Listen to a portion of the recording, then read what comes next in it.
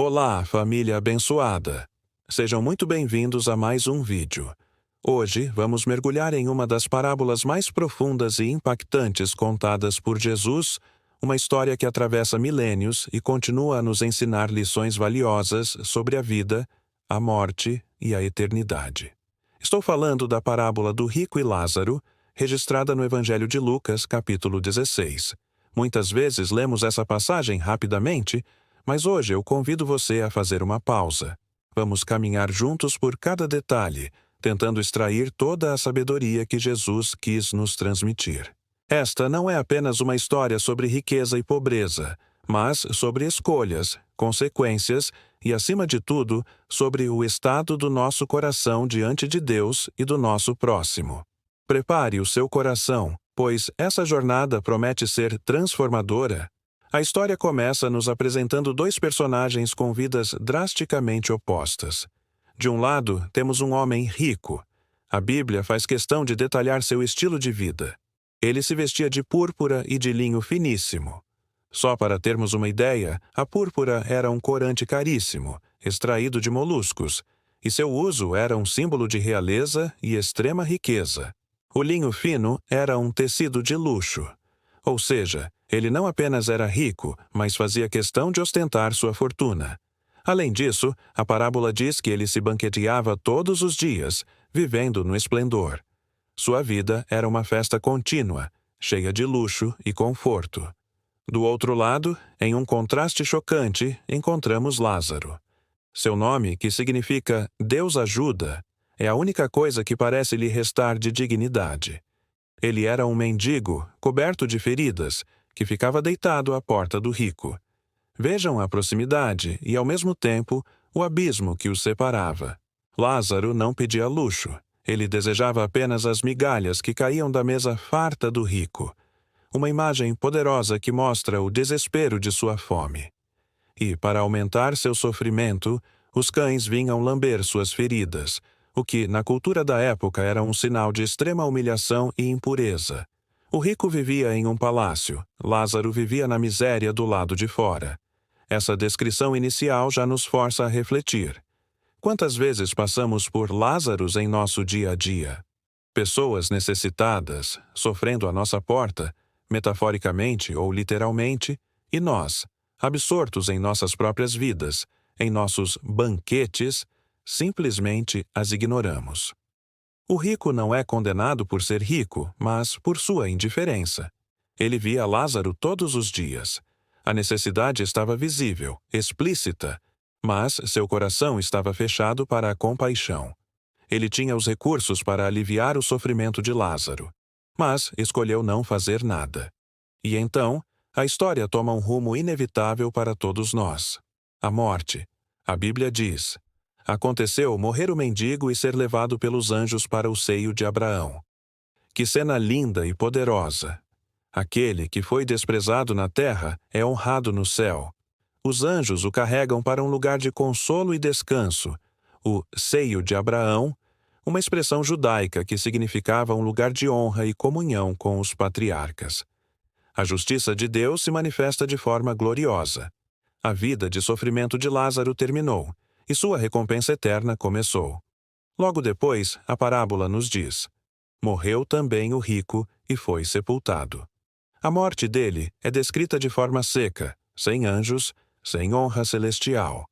Ele teve um funeral pomposo na terra, com certeza, mas na eternidade seu destino foi outro.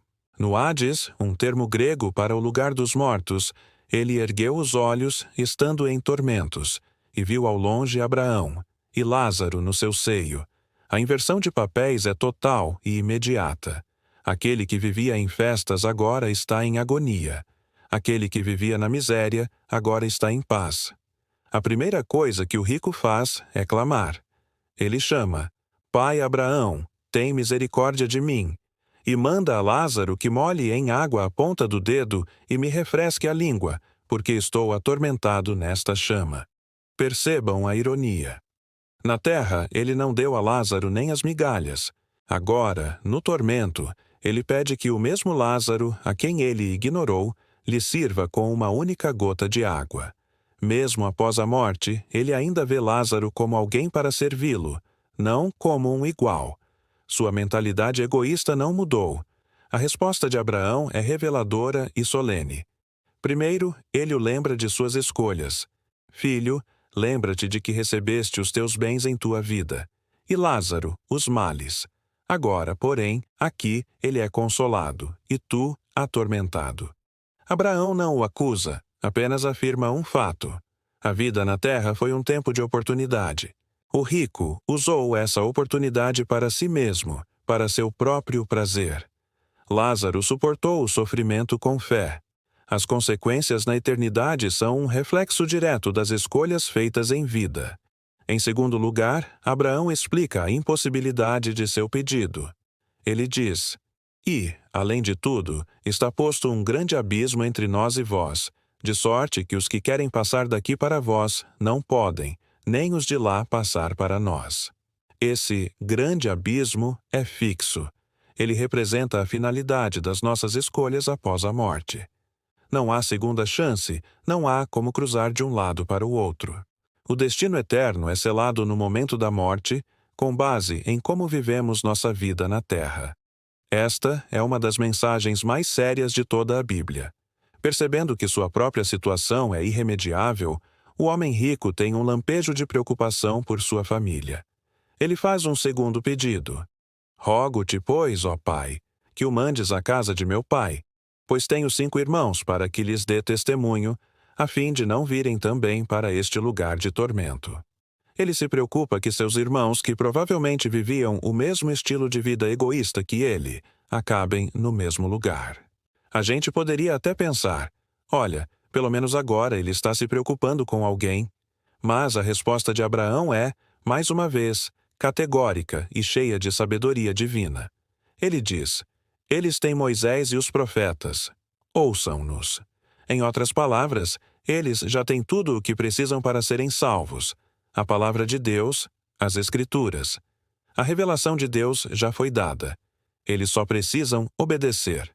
O rico, no entanto, insiste. Ele acredita que um milagre espetacular seria mais eficaz. "Não, pai Abraão, mas se alguém dentre os mortos for ter com eles, arrepender-se-ão." Ele acha que um fantasma, um morto ressuscitado, seria o sinal definitivo que convenceria seus irmãos. Quantas vezes pensamos assim? "Ah, se Deus me desse um grande sinal, aí sim eu acreditaria de verdade."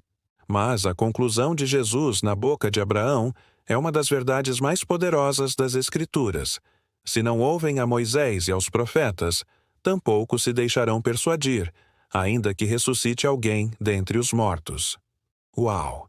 Isso é fortíssimo. Jesus está dizendo que, se um coração é duro o suficiente para rejeitar a palavra de Deus, clara e acessível, nenhum milagre, por maior que seja, será capaz de quebrantá-lo. A fé verdadeira não nasce de sinais espetaculares, mas de um coração que se abre para ouvir e obedecer à voz de Deus revelada em sua palavra.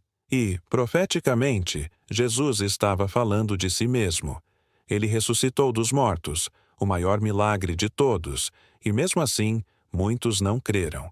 Então, o que essa parábola nos ensina hoje? Primeiro, ela nos ensina sobre a urgência da compaixão. Deus se importa profundamente com a forma como tratamos os necessitados ao nosso redor. Nossa fé não pode ser apenas vertical entre nós e Deus.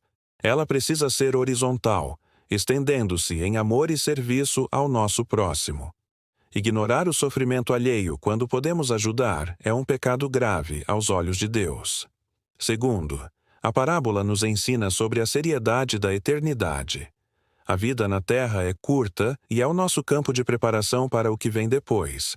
As escolhas que fazemos aqui têm consequências eternas. Não existe um plano B após a morte. O momento de decidir onde passaremos a eternidade é agora, nesta vida. E terceiro, e talvez o mais importante, ela nos ensina sobre a suficiência da palavra de Deus. Não precisamos de anjos, de visões espetaculares ou de mortos ressuscitados para nos convencer. A Bíblia é a revelação completa e suficiente de Deus para a nossa salvação. Tudo o que precisamos saber sobre como viver uma vida que agrada a Deus e garantir nosso futuro eterno está nela. A questão não é a falta de evidências, mas a disposição do nosso coração em ouvir e crer. Essa parábola é um chamado ao despertar. Um chamado para examinarmos nossos corações. Somos como o rico, vivendo para nós mesmos, indiferentes aos Lázaros que Deus coloca em nosso caminho. Ou estamos cultivando um coração como o de Jesus, cheio de compaixão e pronto para agir? Que possamos usar nossos recursos, nosso tempo e nossos dons não para banquetes egoístas, mas para aliviar o sofrimento e compartilhar as boas novas. Porque, no final, o que importará não é o que acumulamos para nós, mas o que compartilhamos por amor a Deus e ao próximo. Espero que essa reflexão tenha tocado o seu coração como toca o meu cada vez que a leio. Que o Espírito Santo nos ajude a aplicar essas verdades em nosso dia a dia. Muito obrigado por ter ficado comigo até aqui. Se esta mensagem falou com você, deixe o seu amém nos comentários, curta o vídeo e compartilhe com alguém que precise ouvir essa poderosa palavra. E se você ainda não é inscrito, inscreva-se no canal e ative o sininho para não perder nossos próximos estudos. Que Deus abençoe imensamente a sua vida. Fiquem na paz e até a próxima.